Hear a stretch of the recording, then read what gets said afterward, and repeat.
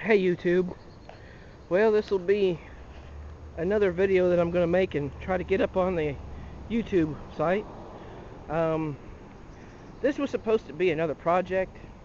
I was going to try to fix it. Actually belongs to a friend of mine. This is a 99 Escort ZX2 Sport. And if you're one of my followers, you know that I used to have a blue 99 Ford Escort ZX2. Not a Sport, just a ZX2. And it needed a motor, but seeing as how I lost my job this past August and I've been out of work since, I had to liquidate that project in order to get my money so that I could pay the bills.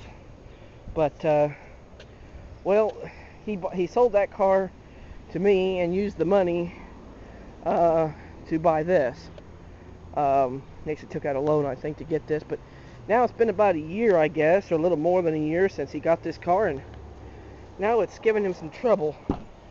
So we were going to try to fix it, but well, it's not going to happen. So here's what was going on. Let's make sure it's going to start, because I actually have a buyer for this car right now. This car has 142,701 miles. Okay, let's pay attention here. Okay, everything looks good. Turn that off. Turn that off. Okay, it starts and runs beautifully now, but let me tell you what it was doing. And let me try this again. Shut it down. Hold the key. Stop the damn beeping. Okay, well, it's working fine now, but here's basically what it was doing.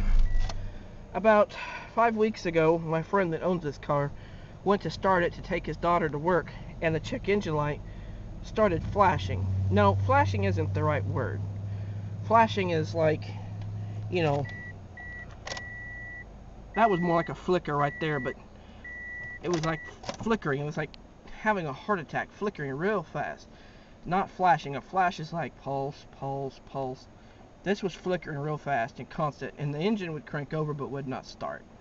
I've never seen a check engine light do that before, ever. So immediately I went to the auto parts store, and they said that it's ignition switch or computer brain. And the ignition switch for this is just under $200. The computer brain is around the same price. Believe it or not, that's right. The computer costs almost the same as the ignition switch. Go figure.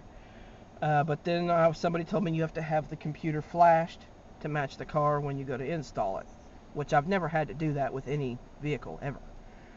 But the owner of this car is unemployed. He's on unemployment. His finances are, for all intents and purposes, non-existent, because once he pays his rent, utilities, car insurance, and cable bill, there's nothing left. There's no gas money left, no food money. He relies on that for, or by his daughter. They give him gas money. They give him food from the food stamps. So, you know, buying another, or, you know, paying money to spend $200 here and $200 there, and, you know, it could be the ignition switch, could be the computer brain, could be this, could be that, and you gotta pay for diagnostics.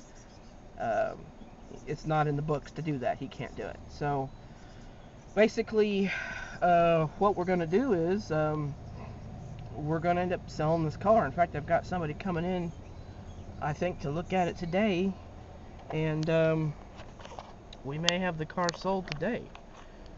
So let's see if that works. Now, aside from the no start, every once in a while, like I said, it'll crank but won't start.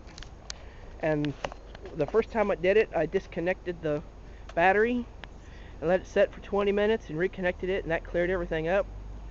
The second time it happened, we couldn't get it to clear up. We disconnected the battery, let it set half hour, plugged it back in, changed nothing. And AutoZone said, take it down here and we'll hook it up to the diagnostics, and if the computer reader will not interface with the computer, then it's a computer issue. So we went looking for a computer. When that failed, it would not interface. But then I was told by another parts store and a couple of mechanics that it's the ignition switch, which same deal. It's around $200. And if that's not the problem, you might end up spending $200, and that's not it. So, you know, he's just wanting to sell it. And incidentally, I had this computer out of a 98 Ford Escort ZX2, not a Sport, just a regular ZX2. It was that black one that, if you've watched my videos, you know that I had that black wrecked out ZX2, which I later scrapped. And we were hoping that these numbers would match, and I've never really been familiar with which numbers have to match. Is it like there's an MLT 213, there's a KVT4, there's a F8CF-12A650-DE, and then there's a whole buttload of numbers. But I was told by somebody that on Ford it really don't matter, that, you know, they're not what he called VIN locked, which I guess means that, you know, it don't require being flashed over and specified for the specific application. To be honest, I prefer the old vehicles that doesn't have these logic modules or computer PCMs, ECMs. They have all different names, and the one name I always give them is a headache. So we never did try this computer, but it doesn't matter because the car started after sitting about a week. So we're just going to sell it. Motor runs now. If nothing else, it's a good motor, good trans, and you know, $350 or so for the motor, $200 for the trans, and I'm using prices that I've personally paid in the past. So, you know, $350, sometimes $400 for the motor, $200 to $275 for the trans, and then scrap value for the body. So I've got an offer hopefully coming out for $750, or if somebody wants to fix it, you know, if it's just the ignition switch, then it's just the ignition switch. You know, pull it off the column, replace it, put it together, hook up the battery, turn the key, and go on. The owner of this car just can't financially do that right now. But just wanted to show you what's going on here in poor redneck world. We've got one car that needs to be sold, and one car with bad brakes that needs to be fixed, which I need to get on the ball and get after today. So we'll get these videos up as soon as possible. Thanks for watching.